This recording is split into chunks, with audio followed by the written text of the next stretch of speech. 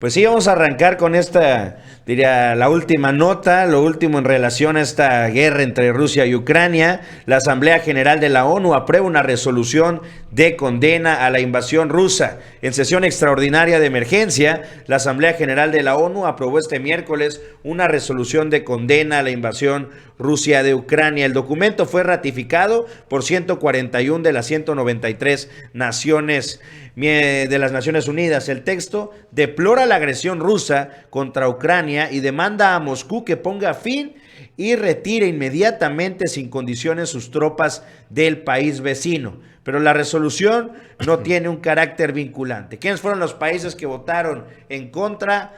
Rusia, Bielorrusia, Siria, Corea del Norte y Eritrea. Además, hubo 35 abstenciones en las cuales hay países de Sudamérica, Bolivia, Cuba, El Salvador, Nicaragua. En el pleno de la Asamblea, el resultado fue festejado por los representantes de pie y con aplausos. Pues así está lo último de esta guerra entre Rusia y Ucrania.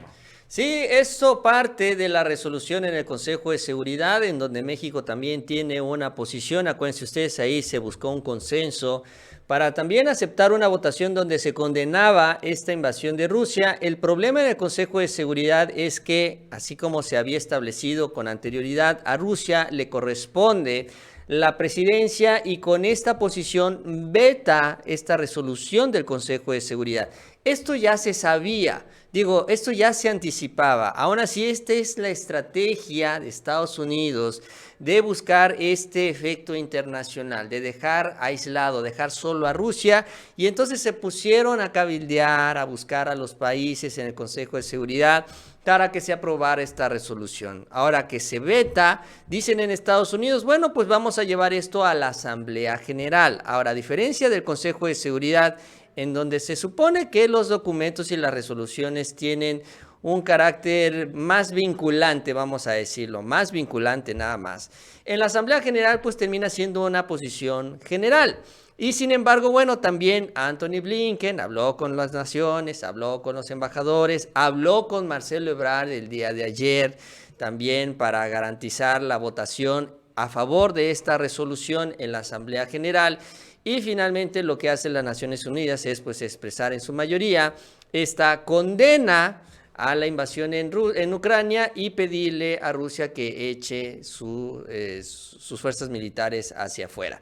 Entonces, es parte de esta estrategia porque no es vinculante, o sea, pues ok, se pronuncia la ONU al respecto, al igual como lo hubiera hecho en el Consejo de Seguridad, honestamente, aunque hubiera pasado sin que Rusia lo hubiera vetado, pues realmente el problema seguiría. Realmente nadie le hace caso a la ONU. Sin embargo, es parte de la estrategia de Estados Unidos de generar esta percepción internacional de que Rusia se está quedando solo, de que los países no les están apoyando. Y bueno, yo no sé qué tanto vaya a servir realmente, porque tanto la economía se mueve en otra dirección como también las fuerzas militares lo están haciendo en otra dirección. Pero bueno, es importante cuando menos fijar la postura. En el caso de México, que ya quedó establecido, se hace una condena a esto que se cataloga una invasión. Sin embargo, también queda definido que no se suman a las sanciones económicas. Y por eso, y como no hay consenso sobre este tema, el documento de la ONU no habla de las sanciones económicas, solo habla de la condena a la invasión, ¿no? Que eso es lo que se ha dado en estas últimas horas allá en la ONU. Pues ahí está la información en lo que tiene que ver con en la guerra de Rusia y Ucrania. Y vamos a entrar un poquito a estos temas que se dieron el día de hoy en la conferencia mañanera, ya que, bueno, fijó una postura clara el presidente López Obrador.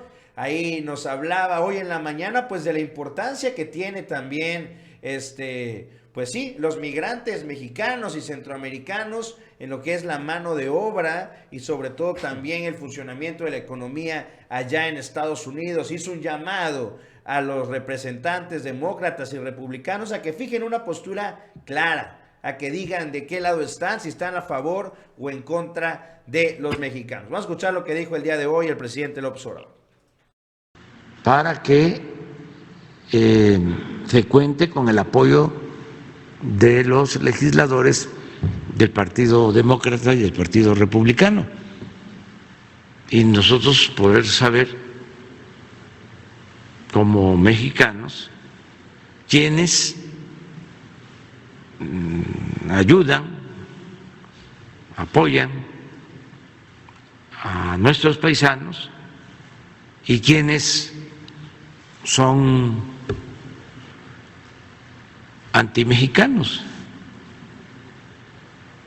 quienes están a favor de la xenofobia, del racismo, de la discriminación, porque aquí he dicho de que ya hay muchos México-estadounidenses, hay 38 millones de mexicanos en Estados Unidos. Y no es posible que nuestros paisanos estén a favor de partidos que nos rechazan. Ya es tiempo de poner las cosas en claro. Y este es un tema importante. Entonces, fueron de las cosas que me parecieron muy favorables del presidente Biden. El embajador nos va a acompañar a una reunión que vamos a llevar a cabo en la frontera de nuestro país, en la frontera sur, en Tapachula.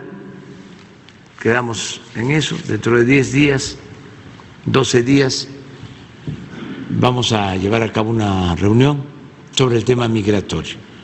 Fue parte de lo que tratamos ayer. Entonces, ¿no se tocó este asunto del comentario del secretario de Estado acerca de los asesinatos de periodistas? No, pero eso ya lo hemos expresado. Es muy claro. Nosotros mantenemos nuestra protesta porque el gobierno de Estados Unidos, de manera injerencista, está destinando dinero a una supuesta asociación civil que en realidad es una organización política conservadora que tiene como único propósito atacarnos, combatir a un gobierno legal y legítimamente constituido y combatirnos con mentiras,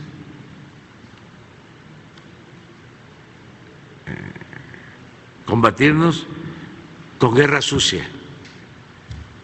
Entonces, nosotros no aceptamos eso.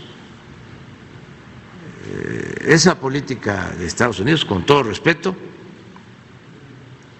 es anacrónica y ofensiva para cualquier país, para cualquier gobierno, porque nosotros no destinamos dinero para apoyar a republicanos o para apoyar a demócratas en Estados Unidos. Eso es contrario al derecho internacional. Son de las cosas que ya no deben de existir.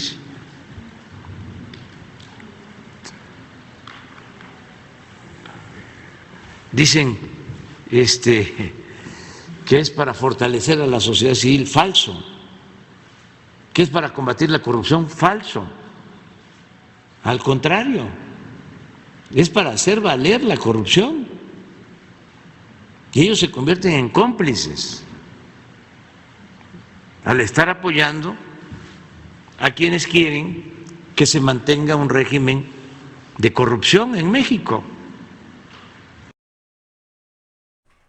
Bueno, lo que dice el presidente ya en esta parte, ¿no? El financiamiento también que ha recibido Claudio X González, también se suma a esta serie de reclamos que ha venido haciendo, ya tiene prácticamente un mes desde que sale todo este asunto también de su casa, de la casa de su hijo en Houston. y sobre todo, pues, que sigue sin tener respuesta. Ya el presidente ha elevado la voz en reclamos directos, abiertos en contra del gobierno de los Estados Unidos, hoy más también hablando de esta acción ofensiva. Y ahora que hablamos de la, pues, ¿qué se puede decir? Invasión, injerencia de Rusia en Ucrania, pues contrasta con la injerencia de los Estados Unidos aquí en nuestro país. También el presidente no suelta este tema porque desde Estados Unidos tampoco lo han soltado. Siguen también tratando de debilitar la imagen del presidente. Aquí en nuestro país siguen financiando a esta ONG, siguen financiando a Claudio X González y a Carlos Loret. Y repito, bueno, pues a pesar de los señalamientos del presidente de Estados Unidos, como que se hace de la vista gorda.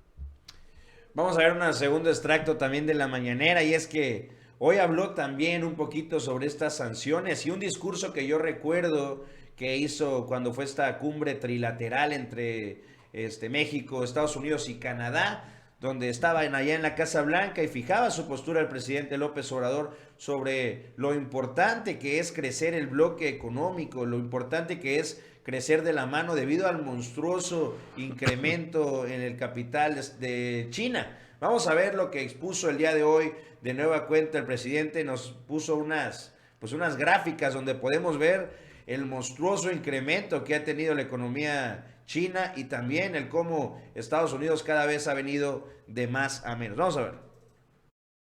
En 30 años, incluso cómo ha venido creciendo Asia y qué pasaría con América del Norte si no hacemos nada o si continuamos con esta misma política. Es muy ilustrativo. Entonces, no es nada más América del Norte, es América Central, es América del Sur, es toda América. Esa es nuestra propuesta. Y pensar, yo creo que era Kennedy el que decía que un buen político no tenía que estar pensando solo en las próximas elecciones, sino en las próximas generaciones.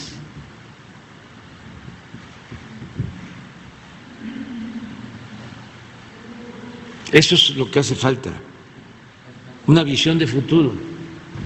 A ver, miren el 60. Estados Unidos y toda su fuerza económica con otros países. En el 60, pásale al 80.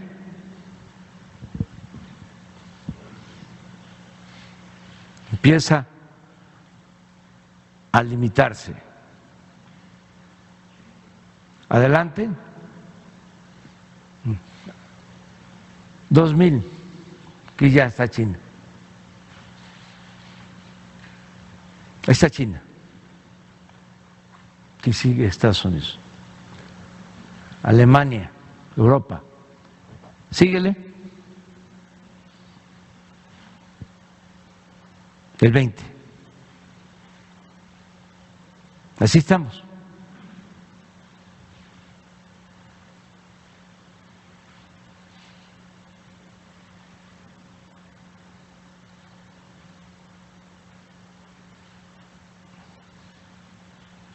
Es nada más.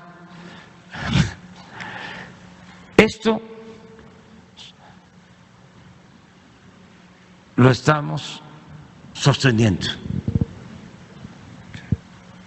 porque nosotros no queremos un vecino fuerte en lo bélico y débil en lo económico, en lo comercial.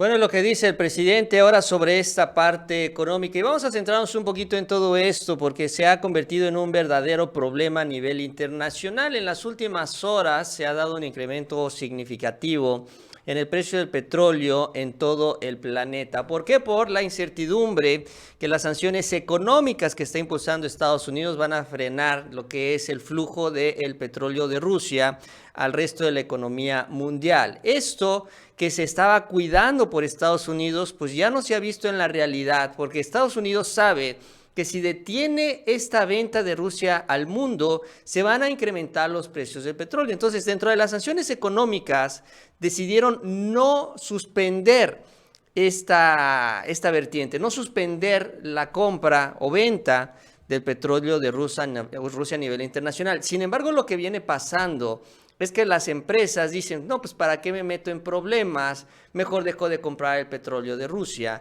Y ya en la práctica lo que realmente se está dando es esto, un corte en el suministro de Rusia, en una buena parte también de los compradores, con lo cual también se está elevando el precio del petróleo porque ya no hay tanta oferta como la que había hace 24 horas. El incremento ha sido significativo, 10% en algunos casos.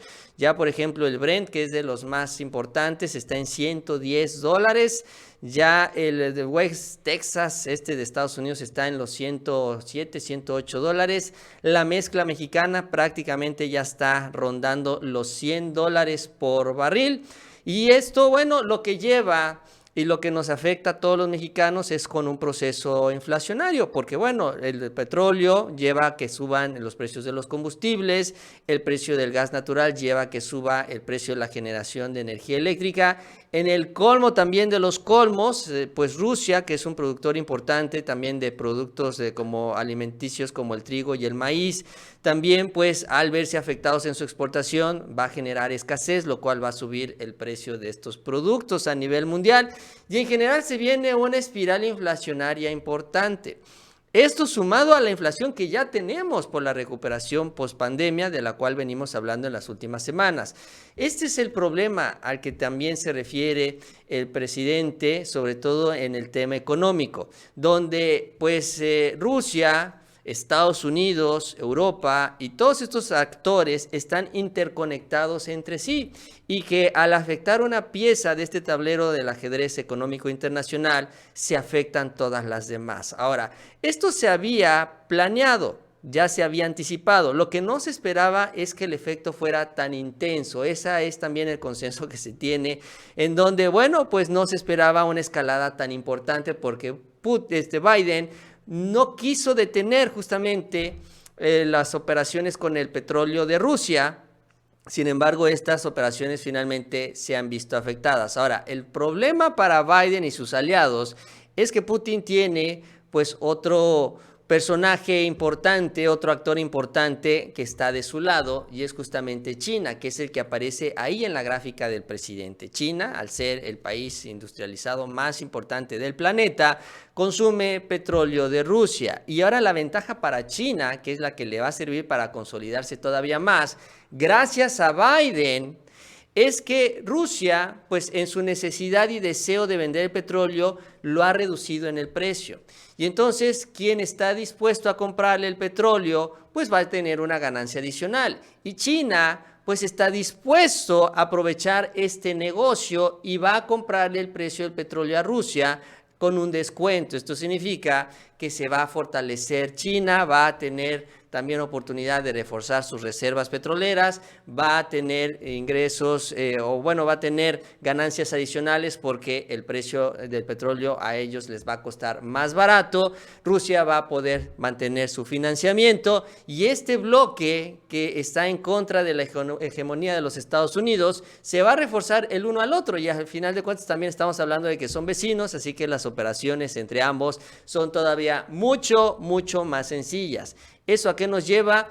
A una carrera más larga. Muchos que esperaban, que decían, es que Putin se va a echar al suelo y ya se va a poner a llorar por las sanciones económicas. No va a ser tan fácil, justamente porque tiene ahí de su lado a China. Y bueno, el problema que eso es lo que dice el presidente, que si nos sentamos ya a medir el peso de los protagonistas y también su presencia en la economía mundial, ya no como potencias militares, sino como potencias económicas, pues Estados Unidos la lleva de perder, porque estaría enfrentándose ya también al bloque que encabeza China, que estaría cobijando a Rusia, mientras que en el caso de México nos siguen cerrando las puertas en lugar de fortalecer la economía de América del Norte. Ese es el diagnóstico del presidente y ahora, bueno, llevaría la necesidad de una reforma migratoria a este nuevo nivel, a este nivel de la geopolítica. Y vamos a ver si allá en Estados Unidos deciden ver el mensaje así como lo plantea el presidente Obrador desde Palacio Nacional. Si no, bueno, pues eventualmente también tendrían las de perder, porque ahí está China avanzando, Rusia no se está doblando, sino al contrario, está incrementando su actividad militar en Ucrania, y Estados Unidos ahora tiene una gran inflación, al igual que el resto del mundo, y un presidente que llega a este mensaje, porque ayer dio su mensaje del Estado de la Unión, Joe Biden, con la peor cifra en aprobación. Apenas tiene un 39%, donde el 3/4 partes de los estadounidenses dicen que lo que está mal en Estados Unidos es la economía. Entonces, pues en este escenario Biden no está tan bien plantado como pareciera, y por eso dice el presidente, cuando falla la economía, deciden recurrir a las armas, que es lo que finalmente también estamos viendo en todo este escenario en Ucrania.